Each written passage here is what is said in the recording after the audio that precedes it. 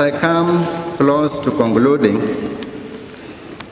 I wish to mention that I was in the same class with Father Christopher when we joined St. Augustine Senior Seminary way back 1984. We had turned up 99 for the orientation course, and at that time we belonged to Kakamega Diocese. And among those in that class who ordained priests to belong to Bungoma Diocese are Father Gabriel Muhongo. Could you just arise, Father Gabriel, for your hand? He is there. Father Gizito Obaru Munyani, wherever could be on the way, traffic is heavy. The late Father Halende, and the man who is here, Father Ndubi Nahone. At Mabanga, Christopher Wanyonyi was conspicuous of big frame, and we nicknamed him Man Mountain. His presence evoked fear, but going close to him, he was a gentleman.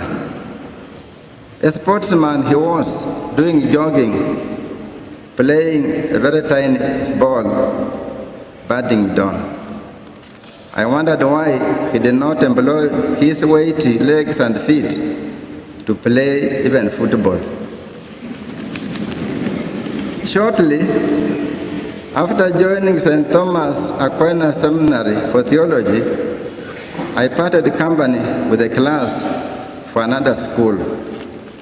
And when I returned in 1992, my colleagues had already been ordained by the founding Bishop of Bungoma, Right Reverend Longinus Atundo. May he rest in peace.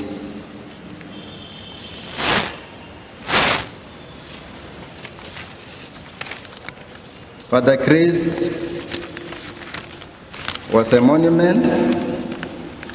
He was a fortress. He was a social and religious kingpin, a mover, a crowd attractor, a profile determiner, and a mover of crowds, and an authoritative voice. And his presence evoked immediate opening of doors whenever he knocked. And when he was unwelcome somewhere, he made this point known before departure. Many young men were attracted to the priesthood, diocesan or through the missionary door, through his influence. And now, for a long time, you have to be counted as orphans, but take courage. The absence of Father Chris gonna be a tough game changer in the diocese. The bishop is here with us. I hope we clerics keep our cool. The Diocese of Bungoma is one organic entity. In honor of a spiritual fallen hero, let us be glued to one another with intention and unity of purpose. And while others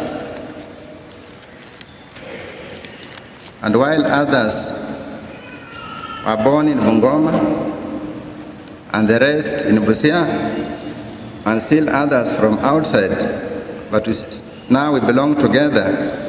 We have one good to pursue and be able to carry the cross in the life of the priest.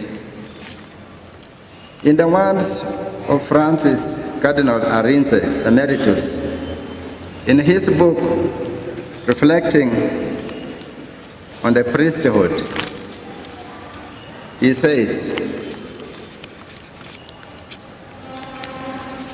I quote, "The priesthood is a gift.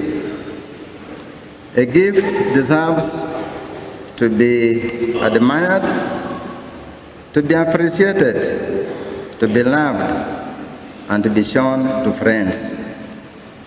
And the priesthood is good news for the priest and for the people to whom he is sent to serve in the name of Christ and in the name of the church." Let us pray.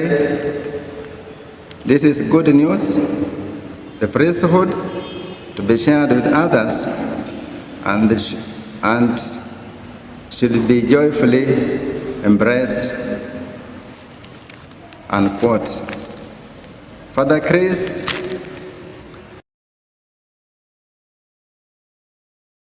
you are an accomplished parish priest. The parish priest is the proper pastor of the parish entrusted to him. Then, if you continue 529, he says, just a recap of what is there expected of the priest, parish priest, so that he may fulfill his office of pastor diligently. The parish priest is to strive to know the faithful entrusted to his care. He is therefore to visit their families, sharing in their cares and anxieties, and in a special way, their sorrows, comforting them in the Lord. And if in certain matters they are found wanting, he is prudently to correct them. He is to help the sick, and especially the dying, in great charity of God. He is to be especially diligent in seeking out the poor, the suffering, the lonely, those who are exiled from their homeland, and those burdened with special difficulties. He is to strive also to ensure that spouses and parents are sustained in the fulfillment of their proper duties, and to foster the growth of Christian life in the family. If that is the job description of the work of the parish priest, Father Christopher immensely fulfilled it. What about us who have been given, honored with that title? Let us pull up our socks and put God first and ourselves last. I have condolences of the class that began in 84, and it proceeded to theology in 86, St. Thomas Aquinas Seminary. I have condolences all the way from Australia, from Father Pius Hilary Haoya, the priest of Kitale, and now in Australia. We have Boniface Kariuki from Nairobi, and Father John Kimiri, also from Nairobi. I'm about to finish. Since we began this journey, the list of those going to heaven is gradually growing. And the whole country, our class, this is the way we are going to heaven. We have Father Crispin Usanami, who belonged to Kakamega, because he died. Father Jacob Odwori from Nakuru, Father Mansia Charles from Machakos, Munyi James from Nakuru, Charles Richard from Machakos, Banteka Joseph from Mombasa Archdiocese, Kahindi Pancras, Mombasa Archdiocese, Kariuki Daniel, we used to call him Otorongongo, was a vicar general from Nyahururu. He also went to heaven. Muriuki Geoffrey of Nairobi Archdiocese, Ngigi Cyprian of Murang'a, Kagunya David of Nairobi Archdiocese, Halenda Albert of Bungoma Diocese, and Father Christopher Wanyonyi of Bungoma. 13 already. Father Chris, an outstanding personality in the face of new evangelization, a teacher of the word, a minister of the sacraments, a loving pastor of the flock of Bungoma Cathedral. You did not fear death. It is a debt we must all pay. There's a Greek proverb that says so. It does not take the old, but the ripe. The Russian proverb says so. And the angel of death has many eyes. The Yiddish proverb says so. So whoever is in Kibabi, please keep our resting place safely. Keep it elegant. And don't wait until there's a burial to have the grass turned upside down. Be regular in keeping our garden. As I conclude, the fence around a cemetery is foolish, and it's not there.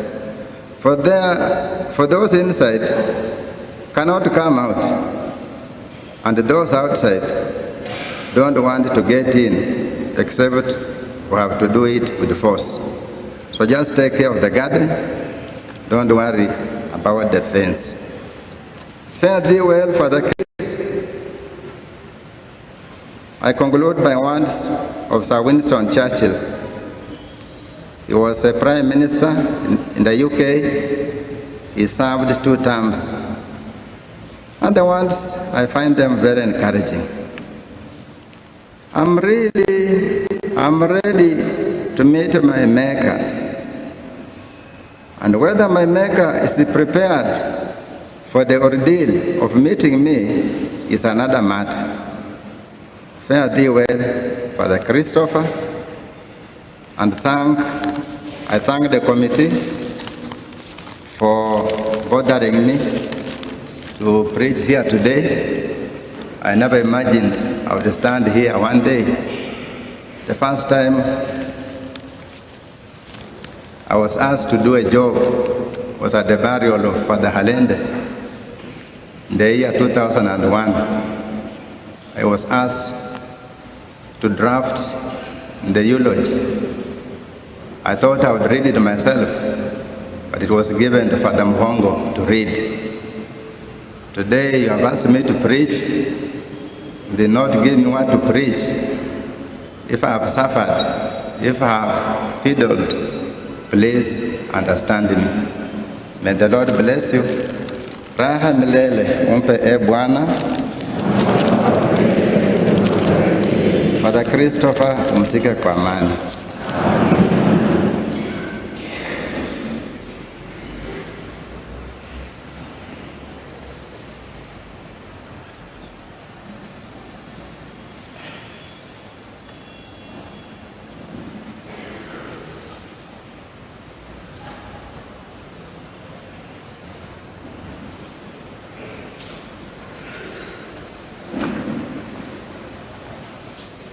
Tasimama kwa sala za waumini.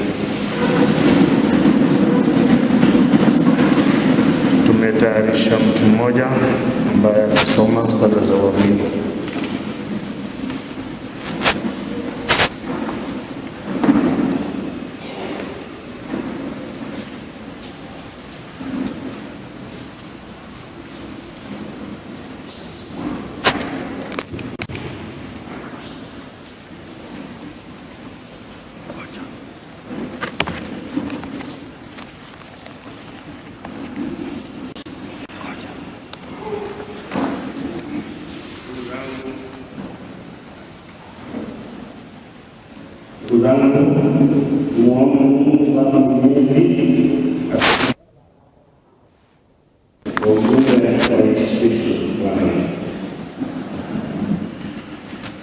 Tuliongea na viongozi wake Mungu Mwenyezi, tunakusihi kwa huruma na ukarimu wako uwajalie viongozi wetu wa kanisa wawe na ujasiri wa kusimamia ukweli huku wakimtangaza Kristo kwa watu bila uoga. Kwa mfano wa Padri Christopher, wawe waenezaji wakuu wanaoongozwa na dhamiri njema ili wafanye uamuzi ulio mwema mbele ya Mungu na mbele ya watu. E Bwana, twakuomba.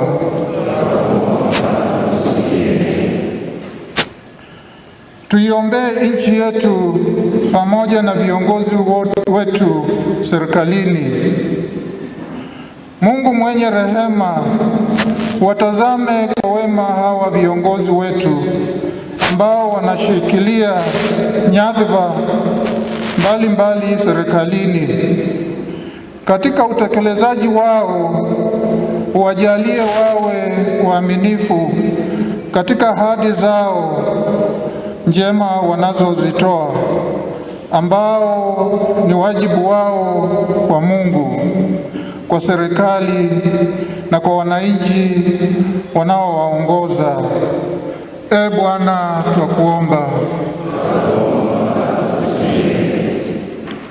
Tuiombee pia familia ya mwenda zake Padri Christopher, jumuiya ya parokia alizohudumu kama mtumishi wako, haswa hii ya Kristo Mfalme. E Bwana, wakati huu wa majonzi, wajalie tumaini hii familia nzima inayohuzunika kwa kifo cha mpendwa wao, ili hata katika maombolezo yao wafarijike kwako. Wawe waaminifu katika hiyo imani waliotumishwa na padri angali yu hai. E Bwana, twakuomba.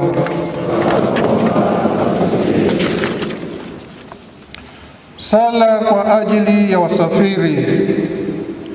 Baba Mwenyezi Mungu, wasafiri hawa tunaowakabidhi katika ulinzi wako mtakatifu kwa ajili ya nia mbalimbali ambazo wanasafiria na vyombo wanavyovitumia, wajalie utulivu na amani katika safari zao, waweze kufika salama salimini.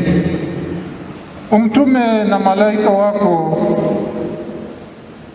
watakatifu ili waongoze na kuwafikisha wanakokwenda. E Bwana, twakuomba. Tuwaombee wagonjwa wetu na wale wanaowauguza. E Mungu mwenye rehema, tazama kuna wanao ambao wanapitia maumivu ya mwili kwa ajili ya ulegevu wa mwili.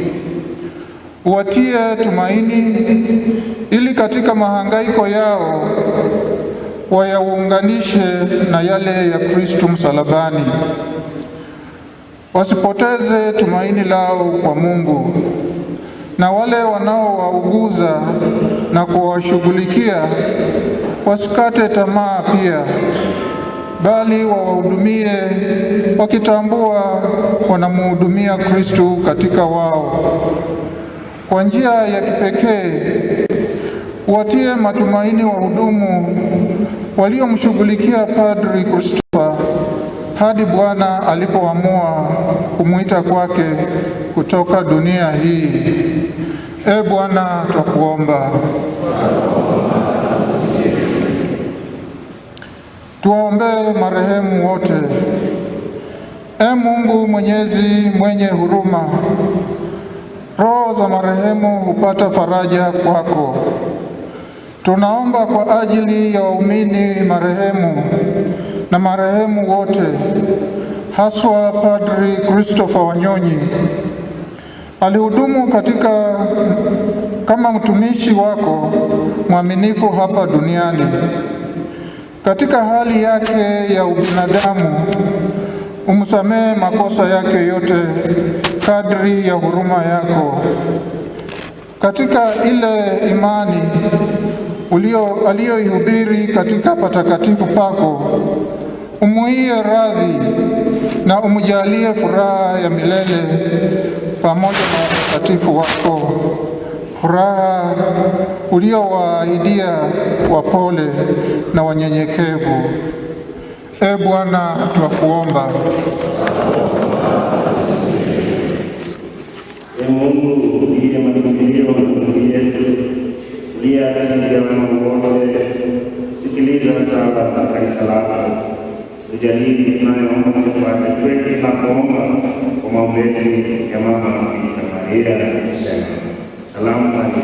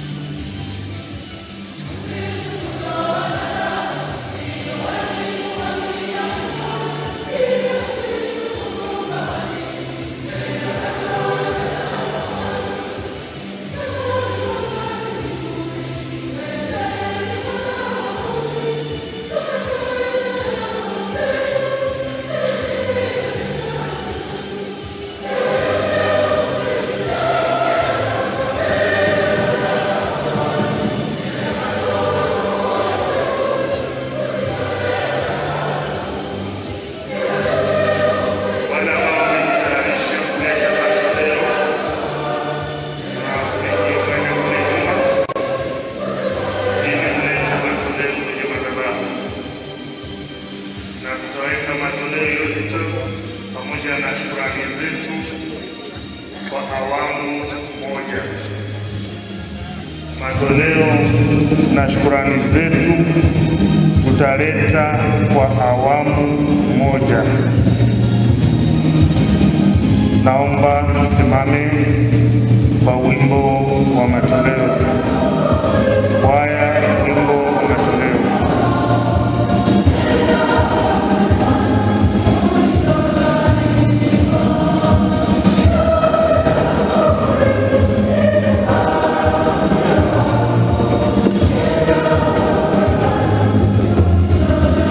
Mwalimu wa dini kule nyuma, tafadhali hakikisha kwamba matoleo yanaletwa pamoja na shukurani kwa awamu moja.